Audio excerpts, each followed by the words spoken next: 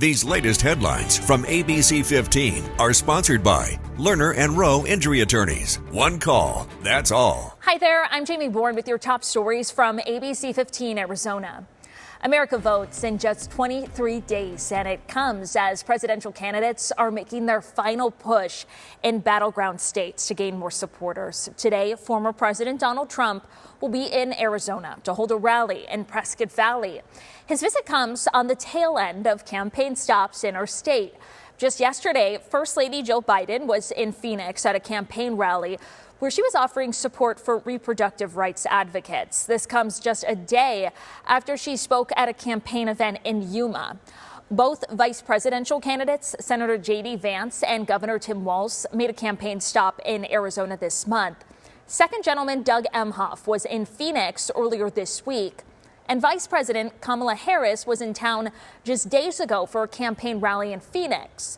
And as the race for the White House continues to highlight Arizona, the busy political week continues into this weekend. Our Arizona candidates have also been looking for supporters. ABC 15's Adam Klepp shares how they are now making that big effort. Every vote's going to count. Gallego speaking to a group of mostly Latino voters in Tolleson.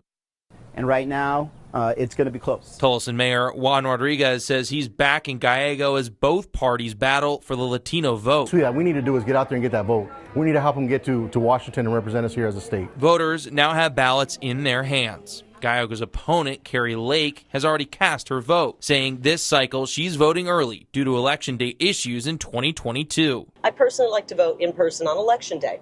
I've changed that because we do have election season, and we saw what happened in 22 on Election Day when the machines didn't work. Arizona's Secretary of State, Adrian Fontes, also voted early, saying this process helps voting go smoothly on Election Day, as he expects a big turnout for the general. It takes a lot of the pressure off of what may end up as a very busy last day to vote. After a busy week in Arizona, which included Lake's debate with Gallego, both VP candidates in town, and a visit from VP Harris, there's still more to come.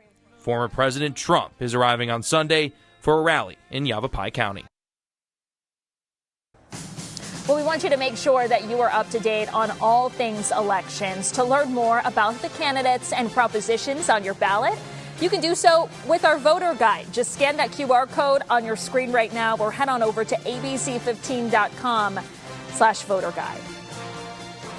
Now to an alarming trend that we have been tracking in Arizona recently, the increase of school threats. That is why next Wednesday, our team is hosting a community conversation, bringing together a diverse panel of various school leaders, police departments, and parents, students, and much more. The goal is to understand and to work towards solutions. So that is where you come in. If you have a question that you would like to be discussed by the panel, you can scan that QR code that's on your screen right now or head on over to abc15.com/townhall.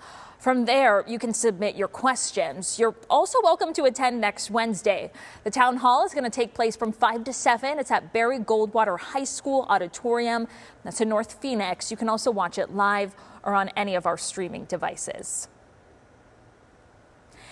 Many in eastern Tennessee are still putting their lives back together after Hurricane Helene. Despite being 1,700 miles away, the destruction there hit very close to home for a Valley couple, Norma and Daniel Boone. Daniel grew up just a short drive away from some of the hardest hit areas.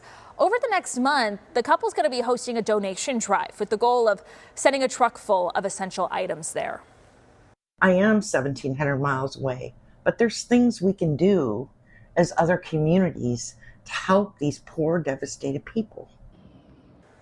They have set up a donation box at different local businesses across the East Valley. We have a list of all of those locations. They're posted under this story right now at abc15.com. And there is still so much left to do to recover from Hurricanes Milton and Helene.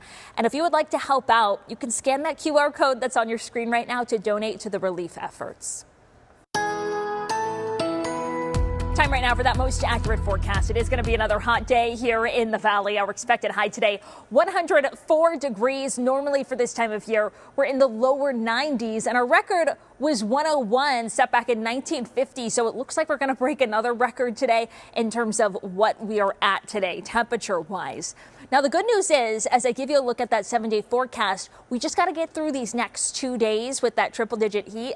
Then come Tuesday, we're going to drop down to 96 degrees, which is going to be a nice little change. Those 90s are going to stick around, and then we're going to dip down to the 80s by Friday. Now, there is a 20% chance for storms on Friday in Phoenix, but it doesn't look like anything major. And it's finally going to start feeling a little bit like fall around here. For the latest headlines, weather, and traffic, head on over to ABC15.com or download the free ABC15 mobile app. These latest headlines from ABC15 are sponsored by Lerner and Rowe Injury Attorneys. One call, that's all.